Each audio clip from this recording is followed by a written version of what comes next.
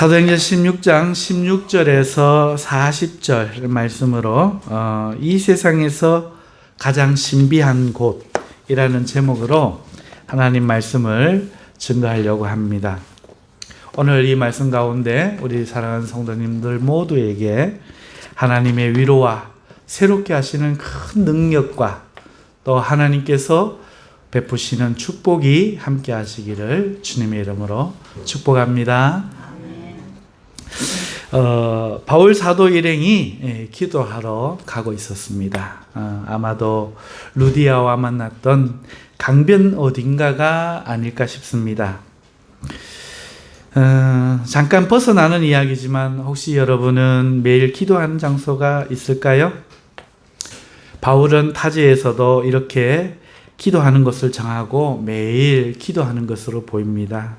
제 생각에 진짜 하나님을 섬기고 하나님과 매일 교제하고 싶다면 그런 사람은 자신만의 기도하는 장소가 하나쯤은 있어야 한다고 생각합니다. 주님이 말씀하시는 골방 말입니다. 그 골방에만 들어가면 마음이 열리고 주님의 임재를 경험하는 그런 기도의 공간이 있을 때 성도가 대단히 큰 힘을 얻고 승리의 삶을 살 줄 믿습니다. 오늘 이 바울 일행이 이렇게 길을 가고 있는데 우연히 어떤 여자 하나를 만납니다. 이 여인은 사실 귀신 들린 여인이었어요. 귀신 들린 모습은 다양하죠. 혹시 보셨나요? 미치기도 하고 머리에 꼭 꽂고 돌아다니기도 하고 발가벗고 다니기도 해요. 무덤에 머물다가 예수님 만나서 돼지떼에 들어갔던 군대 귀신 들린 남자 이야기도 여러분 기억나시죠? 아주 힘이 세고 폭력적이었죠. 신내림 받은 무당이라는 사람도 엄밀히 말하면 귀신 든 거예요. 단지 항상 귀신 든 것이 아니고 필요시에만 몸을 허용하는 것이 다릅니다.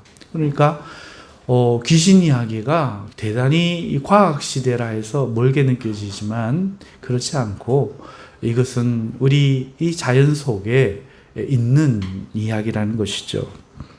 옛날에 한 번은 저도 귀신 들린 사람 이야기를 들었는데 좀 특이했습니다. 그 사람이 엄청 똑똑하고 모르는 것이 없다고 들었어요. 귀신 들린 후에 그렇대요. 그러니까 귀신도 똑똑한 귀신이 있나 봐요. 귀신 들리는 것은 우리에게 생소하지만 이렇게 다양합니다. 그리고 오늘 바울이 만난 여인은 남의 미래를 점치는 그런 귀신이었어요. 이 여인이 큰 돈이 됩니다. 점치고 싶은 사람 많잖아요. 무엇을 시작하기 전에 이게 될지 안 될지 알아보고 싶은 사람들이 얼마나 많겠습니까? 그러니까 귀신들에게라도 묻고 싶지요. 그러니 얼마나 많은 사람들이 그때에도 이 여인을 찾았겠습니까? 사실 이 여인은 자유인이 아니고 여종입니다. 그래서 주인들이 돈을 벌었지요. 주인이 하나가 아니고 주인들이라 이렇게 하니 아마도 예상해 보건대 어떤 이들이 조직적으로 이 여인을 이용해 사업을 한 것 아닌가 싶습니다. 이 여인과 바울이 예약도 없이 길에서 만난 겁니다.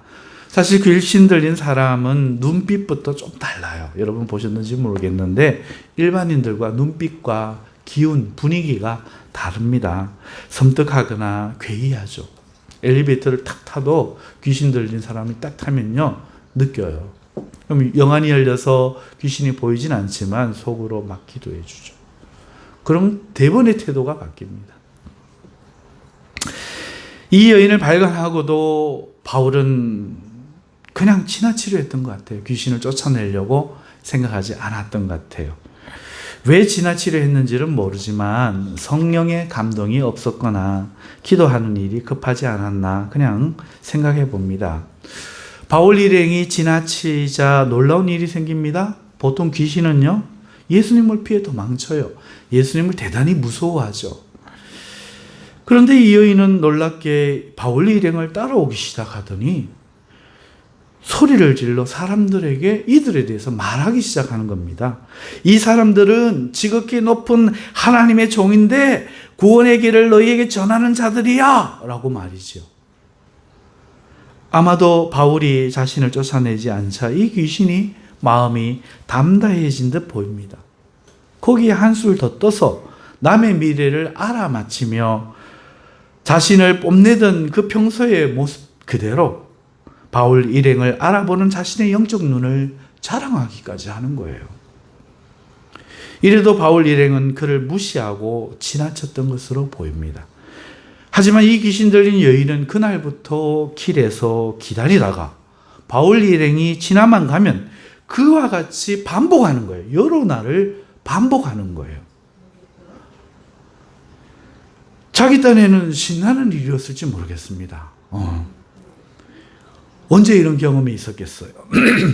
늘 예수님만 보면 도망치기 바쁜 귀신이 언제 하나님의 종을 이렇게 몰아붙일 수가 있겠습니까? 우상의 도시요, 로마 식민지인 도시 이 빌립보에서 회당 하나 없는 이곳에 하나님을 섬기는 바울 일행이 외로이 온 겁니다. 그러니 자기를 드러내지도 못하고 있는 것을 귀신도 아는 거예요. 자신을 어쩌지 못한다 싶으니 기고만장해지겠죠. 하나님을 조롱하고픈 마음이 들었던 것일까요? 그날부터 날마다 그러기 시작한 겁니다. 이러자 바울이 마음이 심히 괴로워진 겁니다. 참는 것도 한두 번이지 힘이 없어 참는 것도 아닌데 감히 귀신 주제에 꼴값을 떠니까 참기가 어려워졌습니다. 예수님이 이 땅에 오신 것은 귀신의 일을 멸하려 함이라 친히 말씀하셨지 않습니까? 하물며 그 예수님을 전하는 바울 사도가 귀신을 퇴치하는 것이야 말해 무엇하겠습니까? 늘 하려고 하는 일이지요. 당연히 귀신을 쫓아내야 합니다. 하지만 하나님의 뜻이 어디에 있는가? 잠시 참고 있었는데 귀신이 이 기고만장해서 분탕질을 하니 더는 참을 수가 없게 되었습니다. 성도 여러분, 귀신은 무서운 존재가 아니죠.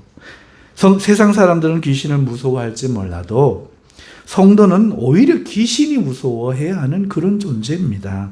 왜냐하면 예수님을 심령에 모시고 있어서 그렇습니다. 귀신의 천적이 예수님이거든요.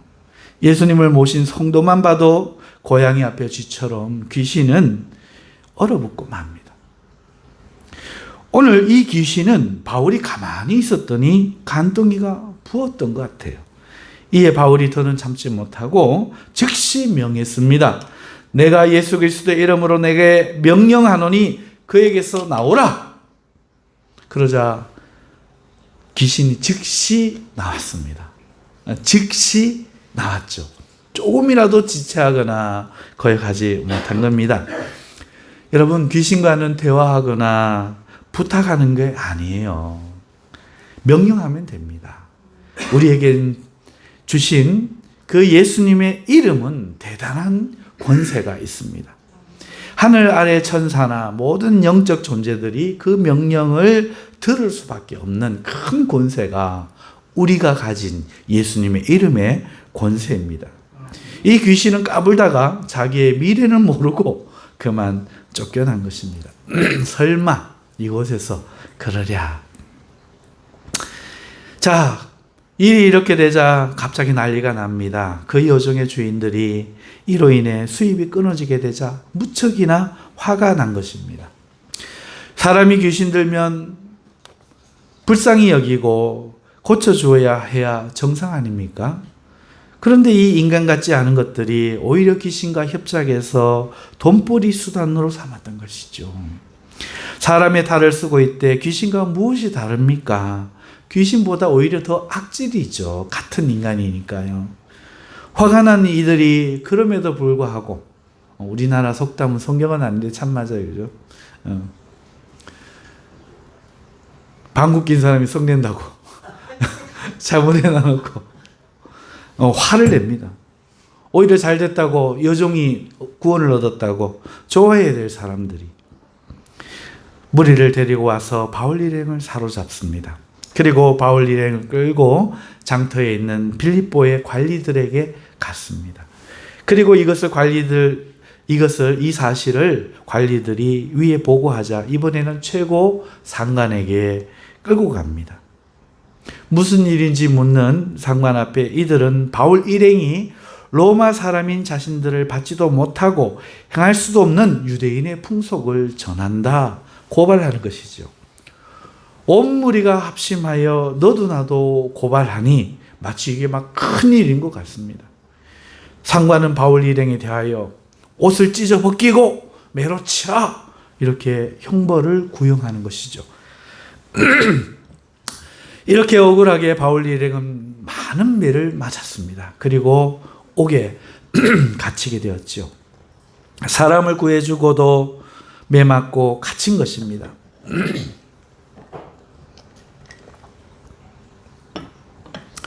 이래서 조용히 기도하러 갔던 것인데, 일부러 피하려고 했던 것인데 일이 이렇게 되어버렸습니다. 이것을 믿고 그 귀신도 그런 건방을 떨었던 것 아니겠습니까? 귀신 쫓아낸 것을 무슨 중죄를 지은 것 마냥 깊은 옥에 가두고 발에 착고마저 채우다니 이게 무슨 말이란 말입니까? 왜 이런 일이 생겼는지 모를 일입니다. 성도가 이런 일을 당하면 어떻게 해야 하죠? 여러분이라면 어떻게 하시겠습니까? 하나님이 일을 하고 주님의 이름으로 귀신을 쫓아내고 분란을 피하여 복음을 전하려고 집중해도 환란이 다가오고, 그럼에도 이를 통한 하나님의 뜻이 무엇인지 알 수 없을 때 여러분이라면 어떻게 하시겠습니까? 바울과 실라는 깊은 옥중에서 기도하고 하나님을 찬송하기 시작합니다. 기도하며 바울은 살아계신 하나님을 높이기 시작합니다. 이 도시가 로마의 식민지면 어떻습니까? 황제가 하나님보다 큽니까? 아닙니다. 그깟 황제 하나님이 바꾸시면 그만이죠. 오늘 밤에 데려가실 수 있는 겁니다. 황제가 할 수 있는 것이라 해봐야 육신을 죽이는 것밖에 더 하겠습니까? 이미 바울은 구원을 받았고 어차피 한번 죽음 따위야 두렵지 않은 사람입니다. 하나님이 몰라서 이런 상황을 보고 계시며 무능해서 아무런 조치를 안 하시겠습니까? 그럴 리 없지요. 기도 가운데 이런 것이 깨달아져 갑니다. 이에 바울과 실로는 큰 힘과 용기가 나기 시작합니다. 마음이 담대해집니다. 제가 예전에 안희숙 여사님의 죽으면 죽으리라 라는 간증 이야기를 읽은 적이 있는데, 그때 크게 어린 나이지만 감동받은 적이 있어요. 혹시 여러분 읽어보셨는지 모르겠습니다. 심사참배를 거부하다가 옥에 갇히고 그 감옥에서 하나님을 경외하는 가운데 겪는 온갖 이야기가 적혀 있는데, 읽다 보면 함께 눈물을 흘리고 읽다 보면 같이 환호하고 읽게 되더군요. 하나님의 도우심들을 경험하면서 안희숙 여사님이 감옥에서 찬송을 했었는데, 오늘 바울과 실라는 믿음이 충만해져서 이제 하나님을 찬송하기 시작한 겁니다. 아마 살다가 이런 일 거기에 있는 사람들도 처음이었을 겁니다. 그곳에는 바울과 같이 갇힌 죄수들이 있었는데 한밤중에 노래 소리를 듣게 된 겁니다. 감옥에서 말이죠. 간수들이 하는 이야기를 통해 그들이 어떤 연고로 잡혀왔는지 대충은 기동량으로 들었겠지만, 그렇다면 억울해해야 하는 것이 정상인데 이들이 지금 찬송을 하며 기뻐하고 있는 겁니다. 매를 실컷 맞고 나서 말이죠. 그런데 왠지 그 찬송이 그들 안에 모든 걱정, 절망, 분노를 몰아내는 것만 같습니다. 가만히 듣고 있는데 마음이 이상해져서 아무 소리도 하지 않고 그냥 듣고만 있는 중인데 갑자기 옥토가 흔들리기 시작합니다. 지진이 나는 거예요. 실제 상황이죠. 지난번에 말씀드렸지만 이 빌립보에는 지진이 좀 많았어요. 그리고 대부분의 유적들이 무너졌는데 루디아의 이 집 빌립보 교회와 이 바울이 갇혔던 이 감옥이 지금 터가 남아있다고 말씀을 드렸잖아요. 지진이 난 거예요. 철문이 철컹철컹 흔들리더니 문이 다 열려버립니다.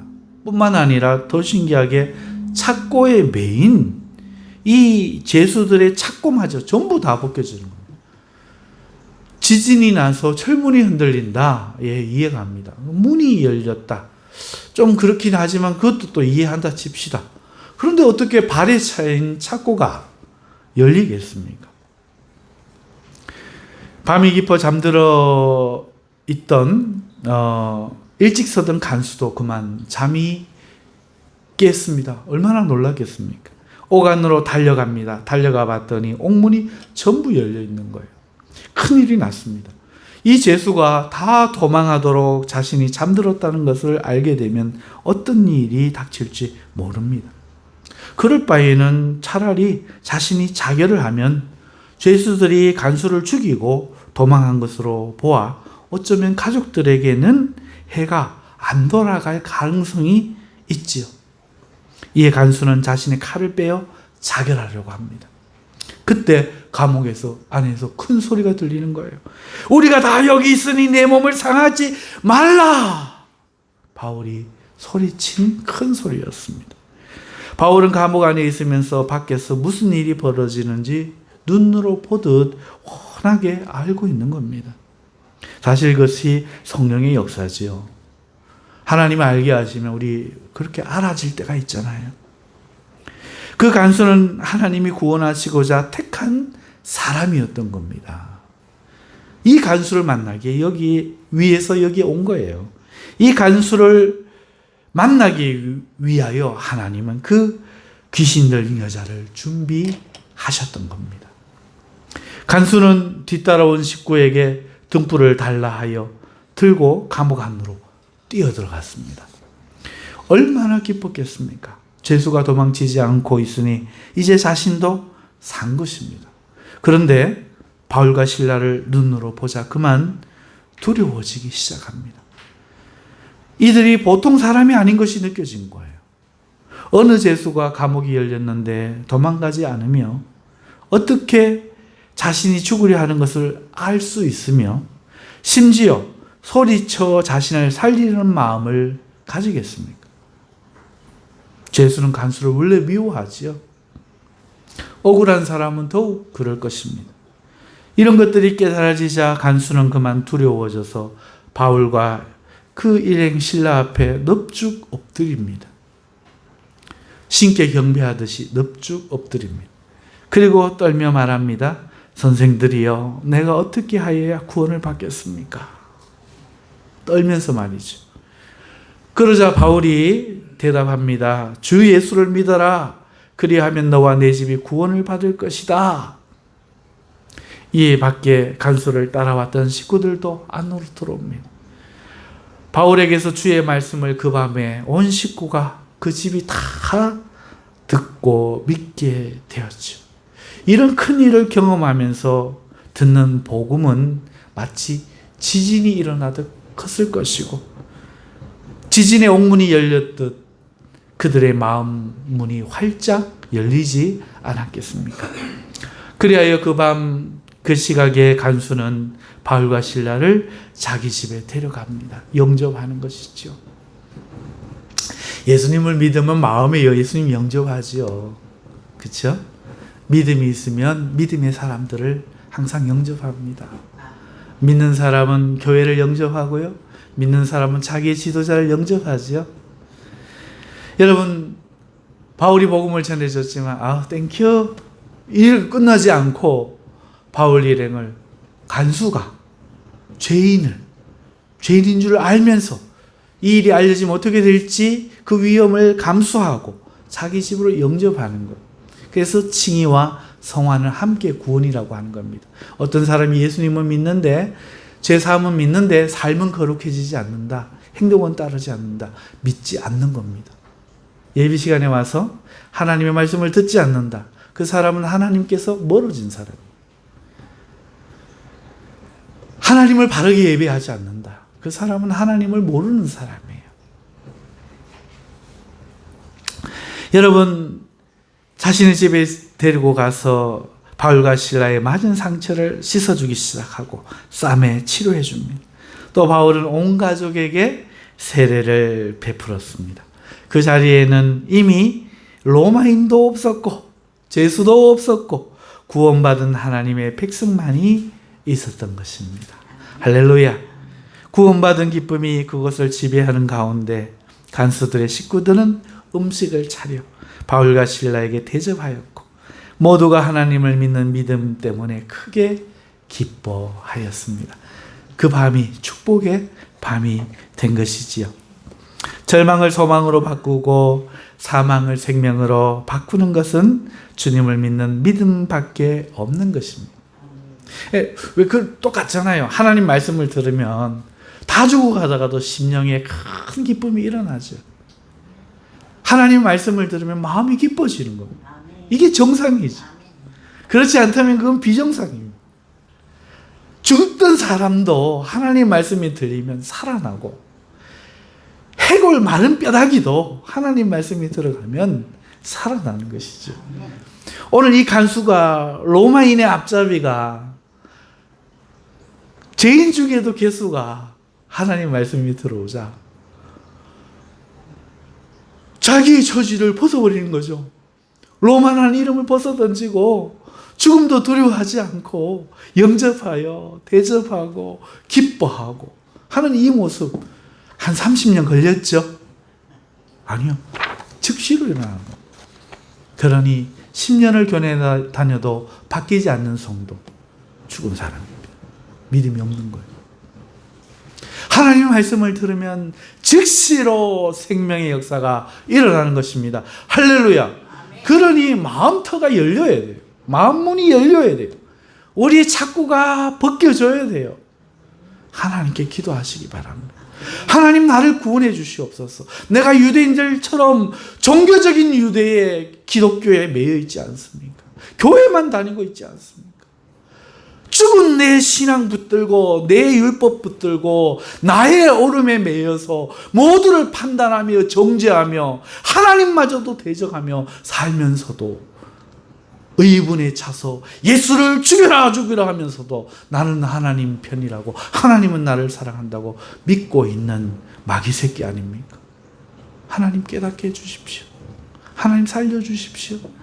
생명의 역사가 내게 일어나게 해주십시오. 우리 하나님께 눈물로 구원을 호소해야 하는 것이죠. 적어도 이 간수가 말씀을 들을 때 그 밤에 즉시 이런 일이 일어났음을 우리는 놓치지 말아야 합니다. 날이 새자 상관들은 부하들을 간수에게 보내어 이 사람들을 놓아주라 했습니다. 여러분, 상관들도요, 제정신이 들어보니 죄 없는 자를 잡았던 것을 깨달은 겁니다. 어떤 로마법에 귀신 쫓아냈다고 형벌하는 법이 있겠습니까? 못 지킬 풍속을 전한다 하였지만 그 또한 중죄가 아닙니다. 그저 가벼이 경고하면 될 것을 많이 때리고 깊은 옥중에 가뒀으니 혹여 감찰이라도 있게 된다면 큰일이 아닐 수 없다는 것이 깨달아졌죠. 그러니까 날이 새자 바로 사람을 보내 빨리 풀어주라고 한 겁니다. 그런데 문제가 생긴 거예요. 이 이야기를 들은 바울이 너희가 로마 사람인 우리를 죄도 정하지 아니하고 심지어 공중 앞에서 때리고 옥에 가두었다가 이제는 가만히 내보내고자 하느냐? 아니라 그들이 친히 와서 우리를 데리고 나가야 하리라. 이렇게 말한 거예요. 맞죠? 지금 큰일이 난 거예요. 로마 사람을 때린 거죠. 여러분, 그 당시에 로마 사람을 때리거나 죽이면 로마 황제의 명령에 의해 일가족이 처형당합니다. 로마인을 때린다는 것은 로마 황제에 대한 행위로 간주했기 때문에 그래요. 그런데 확인도 안 하고 매를 때린 그들이 로마 시민이었던 겁니다. 그것도 공중 앞에서 때렸으니 증인이 한둘이 아니지요. 부하들의 보고로 이 사실을 안 상관들은 사시나무 떨듯 떨었습니다. 그리고 감옥으로 달려가죠. 그리고 몸을 숙이며 사죄하며 바울과 실라를 옥에서 데리고 나가면서 이 성에서 떠나주시기를 간청합니다. 그저 모르고 한 일이니 조용히 넘어가 주십사 이렇게 간청하지 않았겠습니까? 이에 바울은 알겠다고 했을 것이고 허락한 후에 루디아의 집으로 갑니다. 루디아와 그 식구들 그리고 함께 믿은 형제들이 바울과 실라를 걱정하며 있었을 것이 분명했죠. 아닌 게 아니라 그 집에 모든 형제들이 모여 걱정하며 있었습니다. 무사히 돌아온 바울과 실라를 만나고 그들을 통하여 있었던 이야기들과 하나님의 역사를 듣고 다들 크게 위로를 받았지요. 바울과 실라는 그렇게 그들과 잠깐의 시간을 보낸 후에 이제 작별을 고합니다. 그리고 다시 떠납니다. 다시 복음을 전하러 가야겠다 생각한 것이죠. 빌립보 성에서의 복음 전도는 여기까지죠. 단 두 군데의 역사, 루디아와 간수. 이제는 암비볼리아와 아볼로니아와 데살로니가와 베레아와 아덴과 고린도를 이제는 바라보기 시작합니다. 그저 마게도냐 한 지역에 복음을 전하라고 그 마게도냐 사람이 나타나는 것이 아니라 하나님이 그 환상을 통해서 자신들을 부른 것은 이 땅덩어리 전체가 자신들이 가야 할 곳임을 깨달은 것이지요.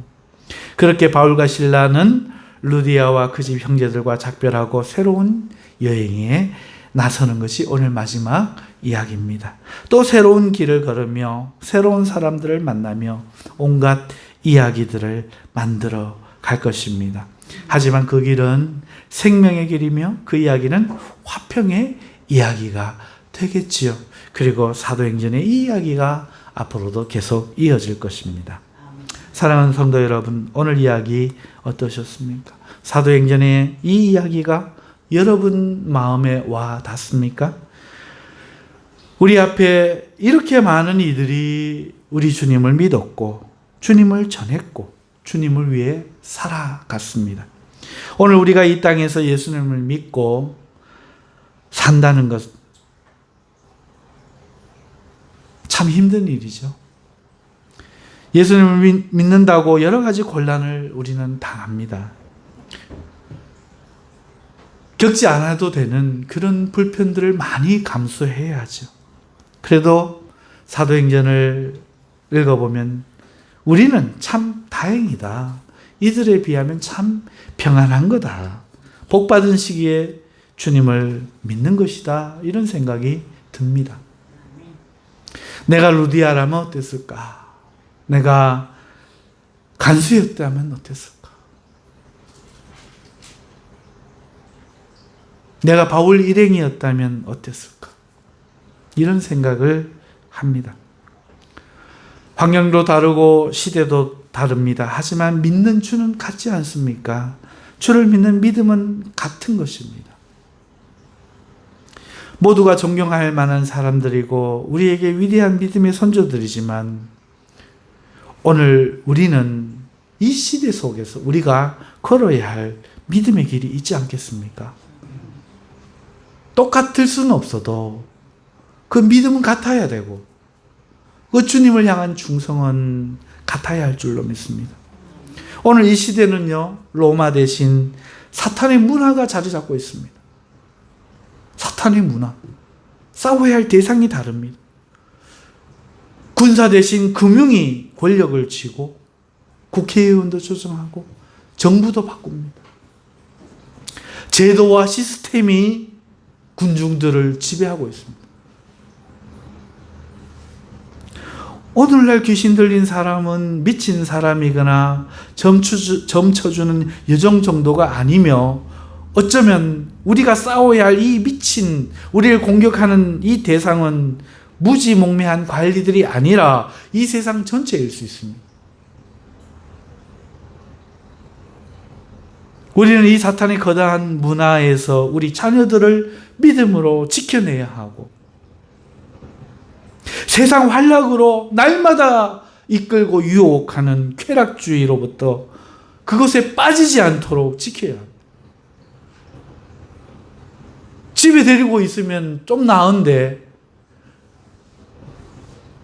걸을만 하면 어린이집으로 보내서 다 뛰어나놓고 고등학교, 대학교 때까지 다 떼어놔놓고 저녁에 모여서 밥 먹고 그게 잠깐인데 언제 어떤 수로 우리 자녀들을 세상 사상과 문화와 세상 정서에서 구원해낼 수 있겠습니까?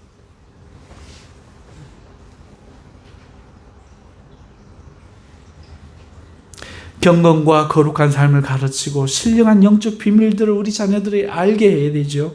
그런데 현실은요, 우리 자녀들 한번 보십시오.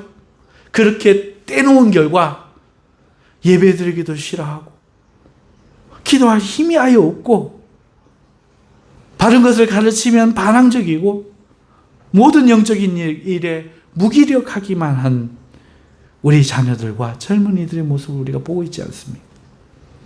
주일학교가 운영은 되고 있는데 그 또한 형식적인 운영일 뿐 무너져 가고 있고 더 이상 믿음의 위인들이 등장하지 않아요.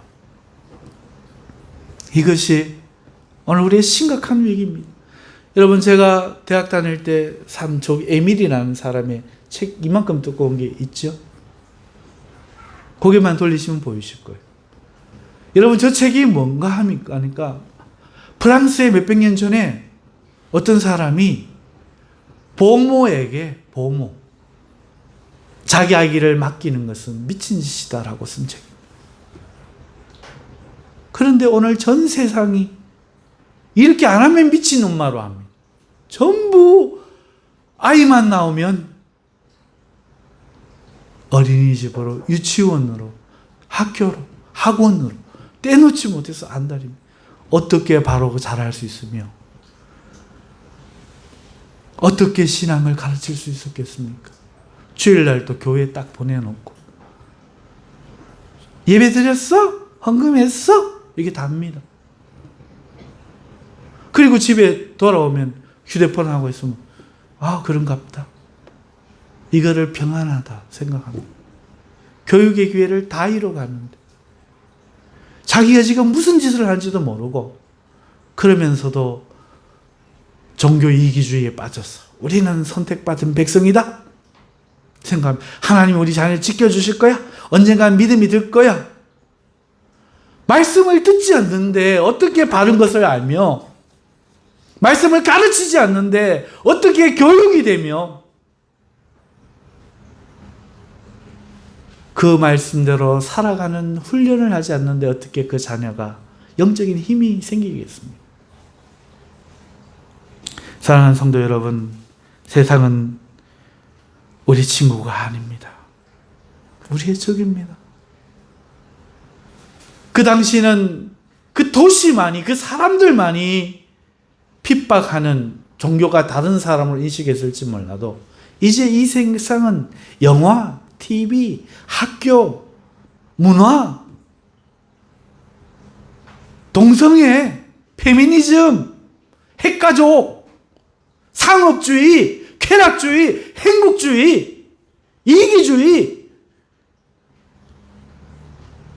전부로 공격을 하고 있다고 해도 과언이 아닌 이 시대에 어찌 우리가 이것을 깨닫지 못하고 자고 있단 말입니까? 오늘 우리의 싸움은 귀신 들린 여정이 아니에요. 오늘 우리는 이 시대 가운데 목숨을 걸고 뛰어나가야 됩니다. 세상 밖으로 뛰어나가야 됩니다. 기도의 자리로 뛰어나가야 됩니다. 사랑하는 성도 여러분, 세상이 우리의 안식처가 아니고 우리의 친구가 아님에도 오늘 교회 안에 보십시오. 양심의 손을 얹고 생각해 보십시오. 얼마나 많은 성도들이, 얼마나 많은 젊은이들이 이 세상을 사랑하며 이 세상에서의 무언가를 꿈꾸는지 모릅니다. 그러면서 그 하나님은 그걸 도우시는 분으로 이해를 해요. 우리는 믿는 것이 우리의 일입니다. 이 세상에서 꾸밀되는 것이 거룩인데도 오늘 우리는 그저 우상 숭배하듯이 하나님의 이름을 부르는 겁니다. 이것이 어떻게 해야 바뀔 수 있을까요? 어떻게 해야 이것을 벗어날 수 있을까요? 여러분, 저는 이것을 권하고 싶습니다. 여러분의 기도의 처소를 만드십시오. 기도의 처소를 만드십시오. 이 세상을 이길 수 있는 능력은 하나님께 있습니다. 그리고 그 능력을 받는 것은 기도로만 가능합니다. 겨자씨만한 믿음만 있으면 이 산을 들어 저 바다 위에 던지오라 할 것이요 라고 주님은 말씀하셨습니다. 그런데 이 능력은 기도밖에 없어요. 변화산 아래에서 귀신 들린 아이의 귀신을 제자들이 쫓아다니지 못하고 주님이 쫓아냈을 때에 우리는 어찌하여 하지 못하였나이까? 주님이 뭐라고 말합니까? 기도 외에는 이런 유가, 이런 종류는 기도 외에는 이런 능력이 나타나는 유가 없다. 이렇게 말씀하시지 않습니까? 그러니 하나님의 능력, 이 세상을 이길 수 있는 능력은 기도하지 않고는 결단코 가질 수가 없는 겁니다. 아무리 말씀을 들어도 왜 변하지 않습니까? 기도하지 않았기 때문에 그래요. 어떤 사람이 몸이 비대한 사람이 있다고 칩시다. 근데 운동을 하지 않아. 전부 지방이에요. 성인병이 왔습니다. 이 사람이 잘 먹고 보양식을 먹는 것이 어떻게 이 사람을 건강할 수 있겠습니까? 말씀이 하나님의 영의 양식이라면 기도는 우리의 운동이에요. 기도하지 않으면 그 말씀이 능력으로 역사하지 못하는 겁니다. 그런데 어떻게 말씀만 듣고 하나님의 능력을 발휘하는 성도가 될 수 있겠습니까? 그럼 반드시 기도해요. 기도만, 말씀만 듣고 기도하지 않지요? 머리만 이만해져. 살찐, 영적으로 살찐 돼지가 됩니다. 그러면 지나가는 고양이도 놀리고 지나가는 개도 놀립니다. 왜? 따라오지도 못하니까. 귀신도 놀릴 겁니다. 성도들은 패배주의에 빠지고 절망에 빠질 겁니다. 내가 그렇게 듣고 믿고 알았지만 무슨 소용이 있는가? 왜 나는 이렇게 힘이 없는가? 왜 나는 저 귀신을 못 내쫓는가? 왜 나는 저 질병을 예수의 이름으로 고칠 수가 없는가? 기도 안 해서 그래요. 기도 안 해서. 사랑하는 성도 여러분, 기도의 처소를 만들 수 있기를 빕니다. 이 거대한 세상을 우리가 기도 외에 무엇으로 이기겠습니까? 바울과 바나바는 옥중에서도 기도하고 하나님을 찬송했습니다. 비록 우리 환경이, 우리 처지가 암담할지라도, 지금 이 상황이 너무 거대하게 느껴질지라도 절망하지 마시고 힘을 잃지 마시고 지금부터 기도하셔야 합니다. 우리 자녀들을 위해 울며 이 시대를 위해 울며 우리의 기도의 처소에서 기도하면 이 세상보다 크신 하나님께서 우리에게 믿음을 강하게 해주시고 담대하게 하여 주실 것이며 큰 지진으로 우리를 가두고 있는 이 영적 옥들을 흔들어 옥문들을 열어주실 것이며 우리를 메고 있는 착고들을 풀어주실 줄 믿습니다. 사랑하는 성도 여러분, 우리 모두 자신의 기도 처소에서 바울과 실라처럼 새로운 선교여행을 떠나실 수 있는 힘을 얻으실 수 있기를 바랍니다. 영적인 복음의 전도자들이 될 수 있기를 주님의 이름으로 축원합니다. 여러분의 기도처는 이 세상에서 가장 신비한 곳이 될 것입니다. 아멘. 기도하십시다. 하나님 아버지 감사합니다. 오늘 말씀이 우리 성도들의 삶을 바꾸고 새로이 일으키는 능력과 전환하는 말씀이 될 수 있도록 축복하여 주시옵소서.